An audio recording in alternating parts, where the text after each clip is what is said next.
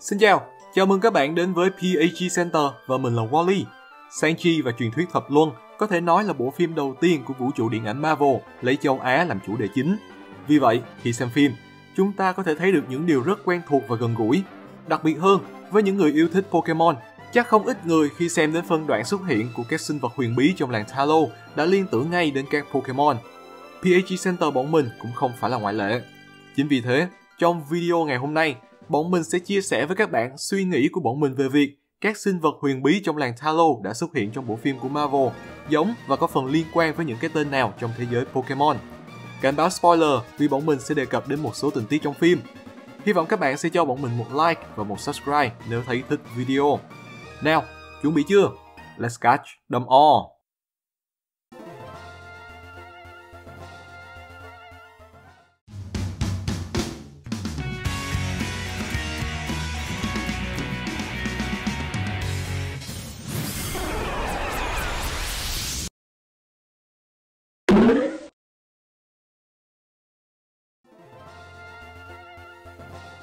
Trước khi thật sự bắt đầu thì mình muốn quảng cáo là bọn mình đã có thêm một kênh mới tên là PAG Toon chuyên về anime.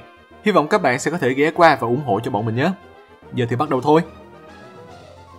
Mở đầu sẽ là sinh vật đầu tiên mà nhóm nhân vật chính thấy được khi mới đặt chân vào ngôi làng Talo. Dù chỉ xuất hiện trong khoảng 3 giây ngắn ngủi, nhưng ai cũng có thể nhận ra đó là Phượng Hoàng Lửa bất tử trong truyền thuyết. Trong truyền thuyết phương Đông, Phượng Hoàng là một trong 4 tứ linh cùng với vị thần bàn cổ tạo ra thế giới. Trong đó, Phượng Hoàng là cái tên tượng trưng cho nguyên tố lửa, điều hòa mùa hạ và làm chủ phương Nam. Nền văn hóa Á Đông cũng xây dựng hình tượng Phượng Hoàng là sự kết hợp giữa các cơ thể chủ yếu của loài chim công và đôi cánh lớn của đại bàng. Thêm nữa là một bộ lông sặc sỡ nhiều màu sắc, giúp cho mỗi khi Phượng Hoàng bay trên bầu trời, người ta sẽ thấy như thể sinh vật này chính là cái tên đã tạo ra cầu vồng. Không chỉ có ở châu Á, văn hóa phương Tây cũng tôn thờ Phượng Hoàng như là một sinh vật thiêng liêng. Đặc biệt, Phượng Hoàng trong văn hóa phương Tây tượng trưng cho sự hồi sinh và bất tử. Khi cảm nhận được cái kết của vòng đời đến gần, Phượng Hoàng phương Tây sẽ tự thiêu bản thân mình, để rồi từ ngọn lửa và đống tro tàn đó, một Phượng Hoàng trẻ trung và mạnh mẽ sẽ trỗi dậy để tiếp tục sống. Nhắc đến Phượng Hoàng trong thế giới Pokemon thì chắc chắn chỉ có Pokemon huyền thoại Ho-Oh mới có thể thể hiện hết những đặc điểm của sinh vật huyền bí tương ứng ở ngoài đời thật. Còn nếu các bạn nghĩ đến con gà quay Moltres thì mình cũng chỉ biết cạn lời. Ho-Oh là một loài chim lớn với đôi cánh rộng. Ho-Oh sở hữu lớp lông rất nhiều màu sắc rực rỡ. Ho-Oh và cầu vồng dường như là hai yếu tố luôn đi chung với nhau. Và Ho-Oh sở hữu sức mạnh bùng cháy của nguyên tố lửa. Dù cho khả năng tự hồi sinh bản thân giống như Phượng Hoàng phương Tây chưa được Ho-Oh trình diễn, nhưng chính vị thần này đã hồi sinh 3 Pokemon bí ẩn để chết trong tòa tháp cháy ở vùng Johto và tạo ra Suicune, Entei và Raikou. Đó cũng như là một màn thể hiện cho sự bất tử của Phượng Hoàng lửa Ho-Oh. Vì vậy, chỉ trong vài giây ngắn ngủi khi cặp đôi Phượng Hoàng bay qua trong bộ phim Shang-Chi, bọn mình đã ngay lập tức nghĩ đến Ho-Oh.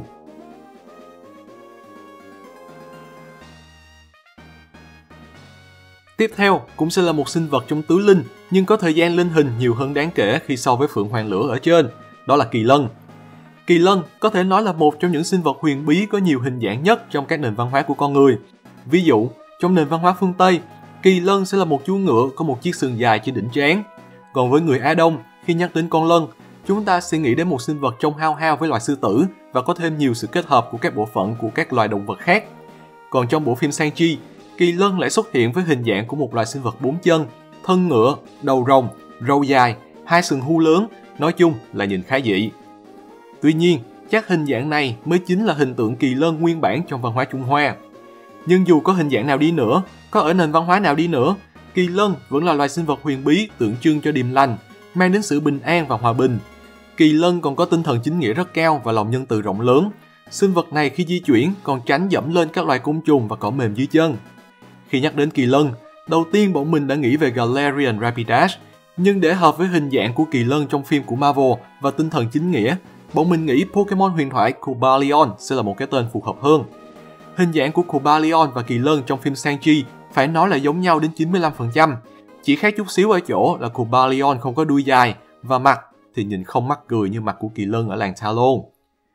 Còn về tinh thần chính nghĩa và mang đến sự hòa bình của Kỳ Lân thì Cobalion lại càng cho thấy sự phù hợp.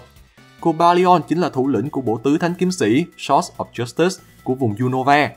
Pokemon này cùng các đồng đội luôn đứng ra bảo vệ cho các Pokemon nhỏ hơn và yếu hơn, là những người bảo hộ cho sự yên bình của những vùng hoang dã thuộc Unova. Thậm chí, Khi cần thì Cobalion còn có thể mọc thêm chiếc sừng thứ 3 siêu to khổng lồ để liều mình bảo vệ cho sự chính nghĩa mà Pokemon huyền thoại này tượng trưng. Vì vậy, Pokemon giống với kỳ lân trong phim Shang-Chi nhất chỉ có thể là Cobalion.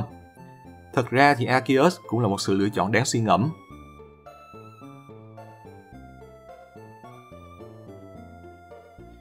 Thành viên cuối cùng trong tứ linh huyền bí được xuất hiện trong bộ phim Shang-Chi là Long Thần.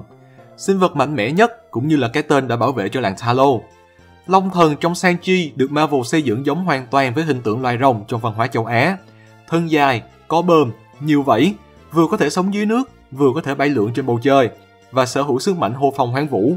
Nói chung là chắc mình không cần phải nói nhiều về sinh vật rồng phương Đông nữa nhỉ. Nhưng cái khó ở đây là Pokemon nào sẽ phù hợp với hình tượng Long Thần đây. Về hình dạng bên ngoài thì Pokemon huyền thoại Rayquaza chắc sẽ là cái tên được chọn. Nhưng nghĩ lại thì Rayquaza lại tượng trưng cho bầu trời. Tính tình thì không hiền lành cho lắm như đã thấy trong movie 7. Và đặc biệt là Pokemon huyền thoại này chắc không muốn xuống nước lắm đâu vì Ray rất sợ lạnh. Trong khi đó, dù có hình dạng không giống rồng lắm, nhưng Lugia mới chính là Pokemon được xây dựng dựa trên hình tượng Long Thần của văn hóa phương Đông. Pokemon huyền thoại này được gọi là vị thần biển cả, luôn ẩn mình sâu dưới đáy đại dương để tránh việc sức mạnh quá lớn của mình làm ảnh hưởng đến con người và các sinh vật khác. Thêm nữa, Lugia và Ho-Oh chính là đối trọng của nhau, sự đối đầu giữa nước và lửa. Điều này càng khẳng định thêm rằng Lugia chính là hiện thân của Long Thần trong truyền thuyết của thế giới Pokemon. Nhưng các bạn đừng hiểu lầm là Lugia mang song hệ rồng và nước nhé. Lugia thực chất chỉ mang song hệ siêu linh và bay mà thôi. Nói về các sinh vật mang sức mạnh lớn nhiều rồi, thì giờ hãy đến với các sinh vật nhỏ bé hơn nhé. Hồ ly tinh cũng đã xuất hiện trong bộ phim Shang-Chi và truyền thuyết Thập Luân. Đặc biệt hơn, người xem sẽ được thấy cả hai loài hồ ly là hồ ly nhỏ 3 đuôi và hồ ly lớn 9 đuôi. Theo truyền thuyết, khi loài cáo tinh ranh tu luyện được đến cột mốc 300 năm thì sẽ trở thành tam vĩ hồ, tức là có 3 đuôi. Tu luyện hơn 1.000 năm sẽ trở thành lục vĩ hồ, tức là sẽ có 6 đuôi. Và nếu tu luyện thành công sau hàng ngàn năm nữa, cửu vĩ hồ 9 đuôi sẽ chính thức xuất hiện. Vốn được xây dựng hình tượng dựa theo loài cáo tinh ranh khôn lỏi, nên trong đa số các nền văn hóa, hồ ly là một sinh vật huyền bí xấu xa và thường xuyên làm hại đến con người. Chúng sở hữu những phép thuật đặc biệt cùng khả năng biến thành hình dạng con người để thực hiện những mục đích không tốt của chúng. Tuy vậy, vẫn có những truyền thuyết tốt về loài sinh vật huyền bí này. Thậm chí, nhiều nơi còn tôn thờ hồ ly như là một sứ giả của tình yêu và hạnh phúc gia đình. Nhưng dù là tốt hay xấu, nhắc đến hồ ly thì chắc chắn chúng ta sẽ nghĩ đến một chữ: đẹp. Hồ ly trong Shang-Chi cũng vậy, rất đẹp. Xuất hiện cùng bộ lông trắng muốt mượt mà, cùng những chiếc đuôi xòe ra đầy tính thẩm mỹ, từ con trưởng thành cho đến con, phải nói là hớp hồn người xem. Không có gì phải bàn, Alolan Vulpix và Alolan Ninetales chính xác là những Pokemon có thể đem ra so sánh với hồ ly của làng Talo. Đều mang hình dạng của loài cáo có nhiều đuôi, đều sở hữu bộ lông trắng xóa tuyệt đẹp. Vulpix và Ninetales vùng Alola cũng được người dân ở đây tôn thờ như những vị thần. Và đỉnh núi Lanakila, nơi mà hai Pokemon này sinh sống, cũng được xem như là một vùng đất thánh. Alolan Ninetales còn mang trong mình hai thái cực của loài hồ ly khi sẽ có tình yêu thương con người, sẵn sàng giúp đỡ người bị lạc trên núi tuyết. Nhưng một khi có người gây nguy hiểm đến bầy đàn của nó, Pokemon cáo 9 đuôi này sẽ trở nên vô cùng đáng sợ. Nhưng thôi, đẹp là được các bạn nhỉ.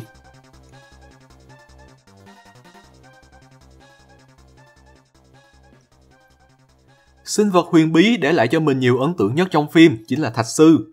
Không xuất hiện thoáng qua như Phượng Hoàng Lửa hay chỉ hiện thân khi trận chiến đến hồi gây cấn, Thạch Sư có thời lượng lên sóng khá là nhiều và chất lượng. Thạch Sư trong phim Shang-Chi đã được người dân của làng Talo thuần hóa để sống hòa thuận với họ. Không chỉ có những phân cảnh dễ thương, Thạch Sư cũng góp sức không nhỏ vào trận đấu lớn nhất của bộ phim. Vậy rốt cuộc, sinh vật dũng mãnh này là như thế nào? Cũng đơn giản thôi, Thạch Sư có nghĩa là sư tử đá, là những bức tượng đá hình sư tử thường được đặt trước cổng vào. Người ta tin rằng, với sự oai hùng, dũng mãnh của chúa Sơn Lâm, những bức tượng đó sẽ đẩy lùi những điều không tốt và hóa giải sát khí. Nhìn chung thì đây là một vật mang tính phong thủy rất cao và cực kỳ phổ biến trong văn hóa phương Đông. Đi qua nhiều nền văn hóa, Thạch Sư cũng có những sự biến tấu nhất định, nhất là ở Trung Quốc. Thạch Sư không chỉ mang hình dạng của một chú sư tử bình thường. Sinh vật huyền bí này khi sang đến đất nước triệu dân đã mang hình dạng to lớn hơn, bờm xoăn và rậm rạp hơn, đặc biệt là có thêm sự xuất hiện của những chiếc ngà hay răng nanh to và dài. Và đó cũng chính là hình dạng mà Thạch Sư của làng Talo được dựa theo. Entei chắc chắn là Pokemon sở hữu đầy đủ những yếu tố để có thể đem ra so sánh với sinh vật Thạch Sư huyền bí, khi cũng được dựa theo loài sư tử, cũng to lớn, cũng vô cùng uy nghiêm và anh dũng. Nhưng Arcanine cũng là một cái tên không thể bỏ qua. Nhất là khi đề cập đến việc gần gũi và luôn sát cánh với con người như Thạch Sư trong phim, thì Arcanine rõ ràng là vượt mặt hoàn toàn Entei. Thêm nữa, bọn mình cũng đặt niềm tin vào Hisuian Arcanine. Khi quay trở lại thời xa xưa, cụ thể là về đến vùng đất Hisui, Growlithe, hình dạng tiến hóa trước của Arcanine, sẽ có một hình dạng nữa mang song hệ lửa và đá.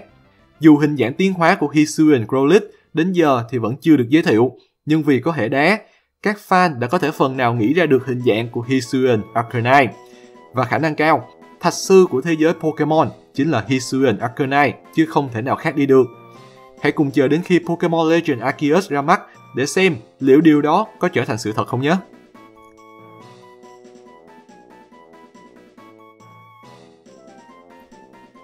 Dù Thạch Sư đã có những màn thể hiện rất xuất sắc trên phim, nhưng vẫn còn một sinh vật huyền bí nữa còn nổi bật hơn, đó là loài hỗn độn. Trong truyền thuyết, hỗn độn là một trong tứ đại hung thú, là một sinh vật tà ác được tạo ra bởi oán khí của con người, chỉ nghe lời những kẻ xấu xa để làm hại những người thiện lành.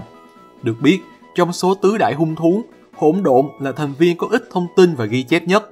Có thể vì sinh vật này là mạnh nhất và tàn ác nhất nên chẳng có mấy người có thể quay về để ghi chép sau khi gặp được hỗn độn. Và cũng vì vậy mà hình dạng của hỗn độn cũng không được miêu tả rõ ràng và đồng nhất.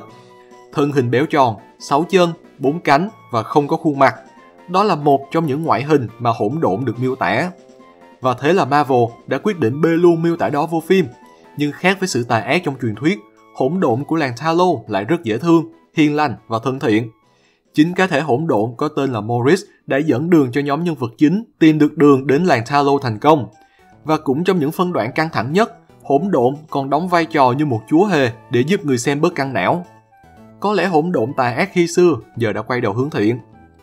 Và hỗn độn của thế giới Pokemon không cái tên nào có thể phù hợp hơn ngoài vị vua của Distortion World, Giratina. Chính vì sự hung hăng, tàn bạo và hấu chiến của mình mà Giratina đã bị đầy ải ở thế giới song song. Cái thế giới mà mình cũng chỉ có thể miêu tả là hỗn độn. Còn về hình dạng bên ngoài, Giratina có đến 2 hình dạng khi di chuyển qua lại giữa hai thế giới. Và có nhiều đặc điểm trong thiết kế của Giratina có thể nói là khá tương đồng với hỗn độn trong truyền thuyết. Đặc biệt là khi ở Anti-Reform, 6 chân và đôi cánh lớn rất dễ để chúng ta liên tưởng đến hỗn độn của Marvel. Nhưng phần lớn lý do khiến bọn mình chọn Giratina đại diện cho loài sinh vật hỗn độn huyền bí đến từ việc truyền thuyết của cả hai có phần tà ác và đen tối, nhưng sau đó đều đã quay đầu hướng thiện.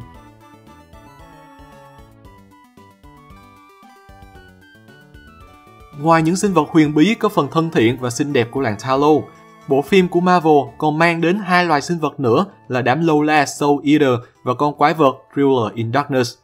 Khác với các sinh vật được nhắc đến ở trên, 2 loài quái vật này được biết là không được xây dựng dựa theo các truyền thuyết mà hoàn toàn là do các họa sĩ của Marvel tạo ra. Vì vậy, để chọn ra Pokemon nào có đặc điểm tương đồng với Soul Eater và Thriller in Darkness là rất khó. Và bọn mình cũng xin được dành công việc vô cùng khó khăn này lại cho các bạn. Theo các bạn, đâu là những Pokemon có thể tượng trưng hoặc là có nhiều đặc điểm tương đồng với 2 loài quái vật này? Hãy cho bọn mình biết suy nghĩ của các bạn ở phần bình luận bên dưới nhé!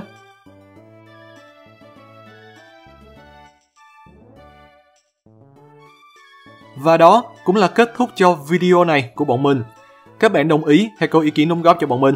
Các bạn đã xem bộ phim Shang-Chi and the Legend of the Ten Rings chưa? Các bạn có suy nghĩ và cảm nhận gì về bộ phim này của Marvel? Hãy cùng nhau chia sẻ nhé! Hy vọng các bạn sẽ cho bọn mình một like và một subscribe nếu thấy video hay và thú vị. Cảm ơn các bạn đã xem hết video. Xin chào và hẹn gặp lại trong những video sắp tới. GG everyone!